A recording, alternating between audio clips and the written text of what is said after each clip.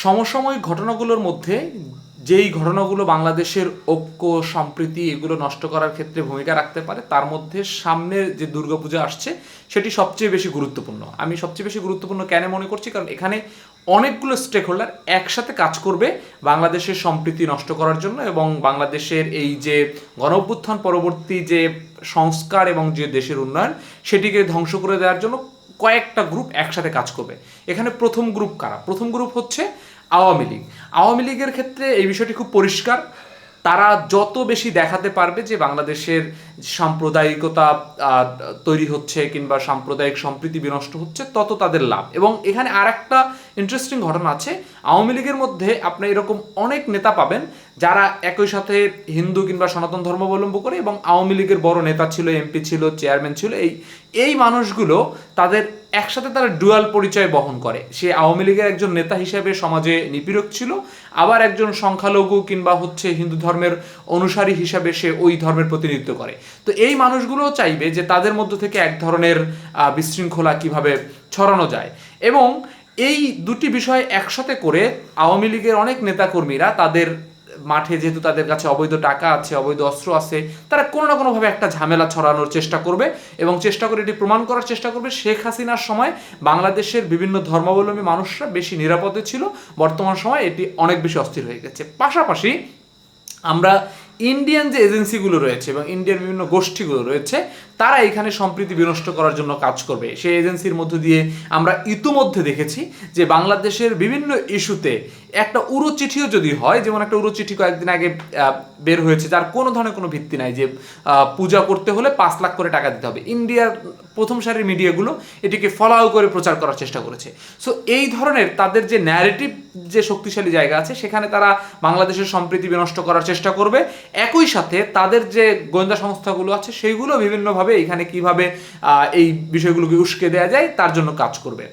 তৃতীয় আরেকটি গ্রুপ এখানে কাজ করবে, যেই গ্রুপটি সবচেয়ে অ্যালার্মিং আমি মনে করি, সেটি হচ্ছে কিছু ধর্মীয় কনজারভেটিভ বলেন কিংবা হচ্ছে যারা কম বোঝে এবং আবেগপ্রবণ মানুষ। এই মানুষগুলো মধ্যে আবার দুইটা শ্রেণী আছে। একটা হচ্ছে সত্যি সত্যি নিজের মধ্যে, মুসলিমদের মধ্যে এরকম অনেকে আছে যারা সত্যি সত্যি এই ধর্মবিদ্বেষটাকে ধারণ করে।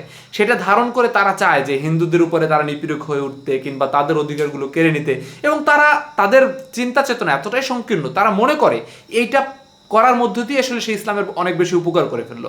এবং আরেকটা গ্রুপ আছে, আমি আওয়ামী লীগের কথা বললাম কিংবা এজেন্সির কথা বললাম কিংবা এরকম ধর্মের ভিত্তিতে এই উস্কে দিয়ে যারা রাজনীতি পরিচালনা করে, এরকম কিছু মানুষজন আছে যারা ধর্মের এক ধরনের মানুষ, যারা ধর্ম বলতে শুধুমাত্র আবেগ, ইমোশন এবং ধর্মের জায়গাগুলোতেই খুব বেশি সেন্সিটিভ। এই মানুষগুলোকে কাজে লাগিয়ে এই সাম্প্রদায়িক যে সম্প্রীতি সেটি নষ্ট করার চেষ্টা করবে, পূজা কেন্দ্রিক বিভিন্ন ধরনের ঘটনা ঘটানোর চেষ্টা করবে।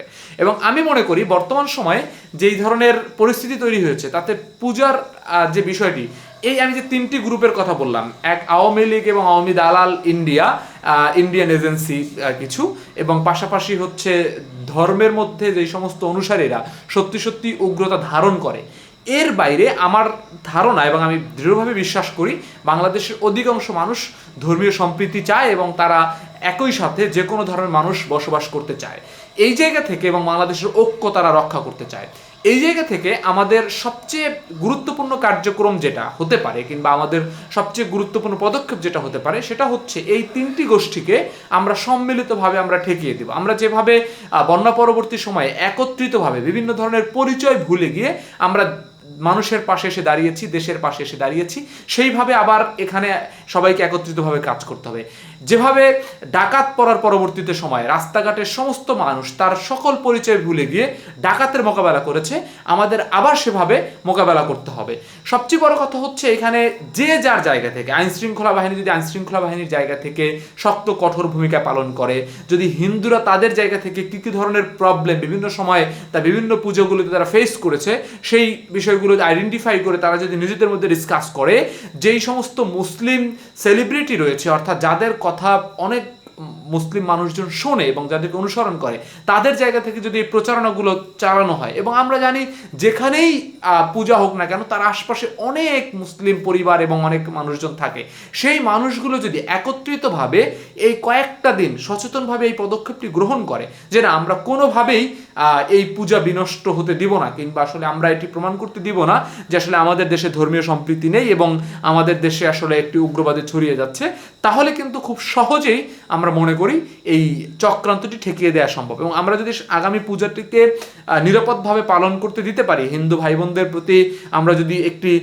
নিরাপদ পরিবেশ তৈরি করতে পারি, সমগ্র জাতি হিসাবে, তারা হিন্দু হিসেবে না, একজন মানুষ হিসেবে তার ধর্মের রাইট যেটি রয়েছে সেটি পালন করার অধিকার আমরা নিশ্চিত করতে পারি, তাহলে আমি মনে করি যে বাংলাদেশের অনেকগুলো সংকট আমরা এভাবে কাটিয়ে উঠতে পারবো। ধন্যবাদ।